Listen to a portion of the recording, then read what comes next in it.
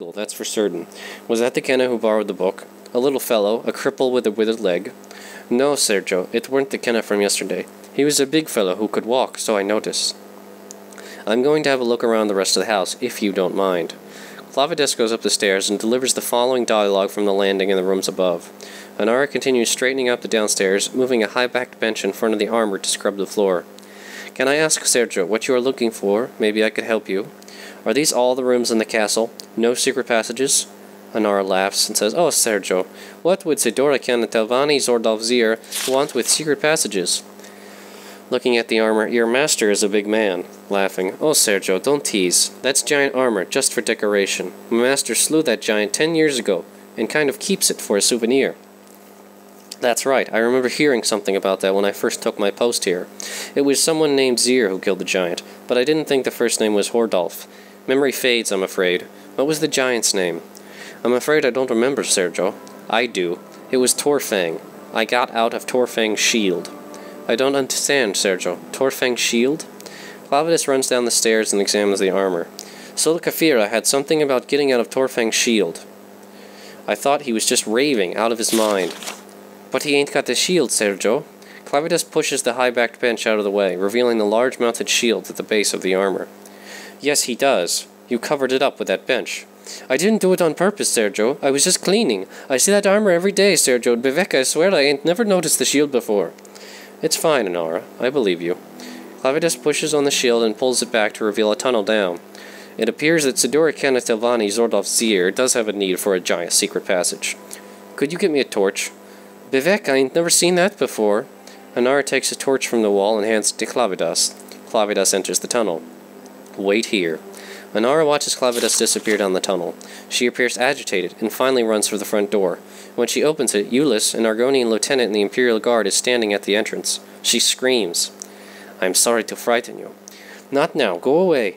I'm afraid the captain wouldn't like that, miss. You're with the captain? Blessed mother. Clavidas comes out of the tunnel, white-faced. It takes him a few moments to speak. Captain, what's down there? Clavidas to Anara. Did you know your master's a necromancer? That your cellar is filled with bodies? Anara faints. Eulis carries her to the bench and lays her down. Let me see, Sergio. You'll see soon enough. We're going to need every soldier from the post here to cart away all the corpses. Eulis, I've seen enough battles, but I've never seen anything like this. No two are alike.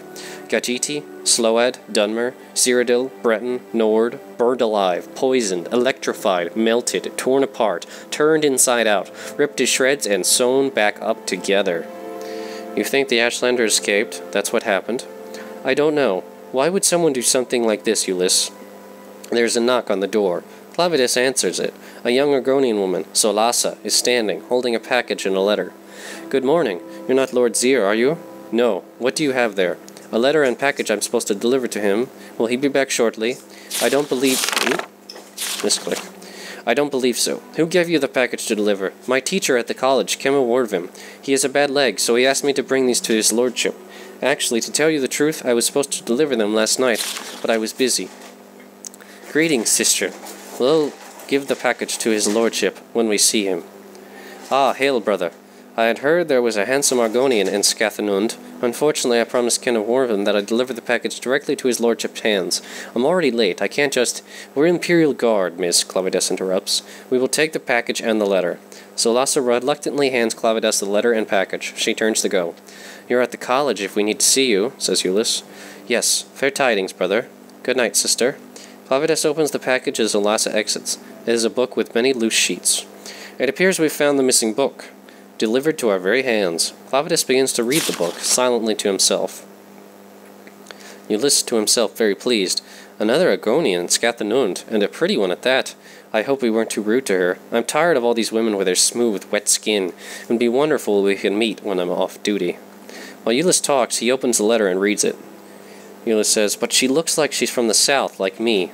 You know, Argonians from northern Blackmarsh are much less... Eulis continues reading, transfixed by the letter.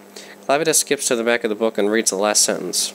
Clavidas, reading out loud, In black ink, the Khajiiti male showed surprisingly little fortitude to a simple lightning spell, but I've had interesting physiological results, with a medium-level acid spell cast slowly over several days. In red ink on the margins, yes, I see, was the acid spell cast uniformly over the entire body of the subject. In black ink, the Nord female was subjected to 16 hours of a frost spell which eventually crystallized her in a state of suspended animation, from which she eventually expired. Not so the Nord male, nor the Ashlander male who lapsed into their comas much earlier, but then recovered. The Ashlander then tried to escape, but I restrained him. The Nord then had an interesting chemical overreaction to a simple fire spell and expired. See the accompanying illustration. In red ink, yes, I see. The pattern of boils and legions suggests some sort of internal incineration, perhaps caused by the combination of a short burst of flame following a longer session with frost. It's such a shame I can't come to see the experiment personally, but I compliment you on your excellent notation. In black ink, thank you for the suggestion about slowly poisoning my maid, Inara. The dosages you've suggested have had fascinating results, eroding her memory very subtly. I intend to increase it exponentially and see how long it is before she notices. Speaking of which, it is a pity that I haven't had any Argonian subjects, but the slaveholders promised me some healthy specimens in the autumn. I should like to test their metabolism in comparison to elves and humans. It's my theory that a medium-level lightning spell cast in a continuous wave on an Argonian wouldn't be lethal for several hours at least, similar to my results with the Cyrodiilic female and, of course, the giant. In red ink, it'd be a shame to wait until autumn to see. Euless saying, reading the letter, in red ink, here is your Argonian, please let me know the results. It's signed, Kima Warvim. By Kinnereth, this isn't necromancy, it's destruction. Kima Warvim and Kenna Telvanni Exordolf Xyr haven't been experimenting with death, but with the limits of magical torture. The letter isn't addressed to Kenna Telvanni Exordolf Xyr. It's addressed to Sidora Ichthathli Xyr, his wife, do you think? Ikalia, that was the Telvanni of the Xyr family who had heard about in connection with the giant slaying. We'd best get the maid out of here. She'd need to go to a healer. Clavidas wakes up Inara. She appears disoriented. What's happening? Who are you? Don't worry. Everything is going to be fine. We're going to take you to a healer. Do you need a coat, Ikilia? Euless says. Ha ha ha. Inara says, thank you, no, I'm not cold. Inara Ikala stops, realizing that she's been caught. Clavidas and Euless unsheathe their blades. You have black ink on your fingers, your ladyship.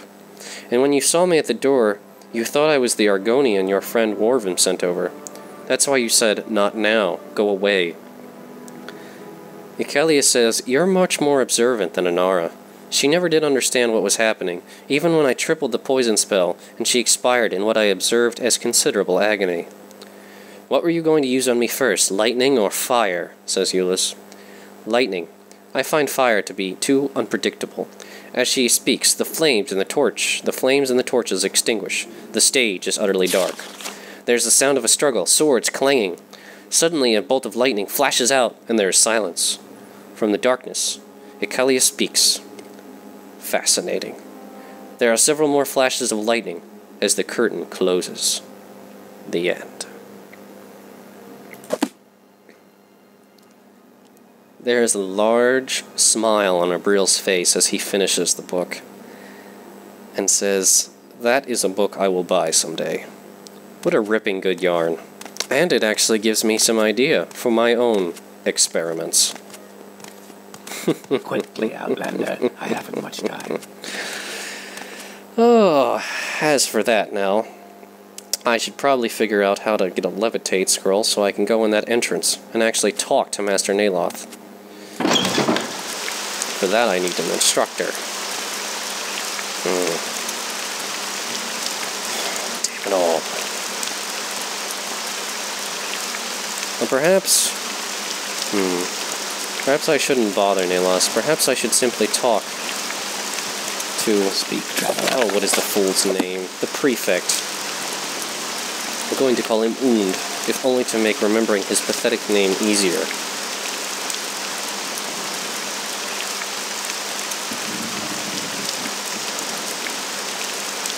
Quickly, Outlander. I haven't much time.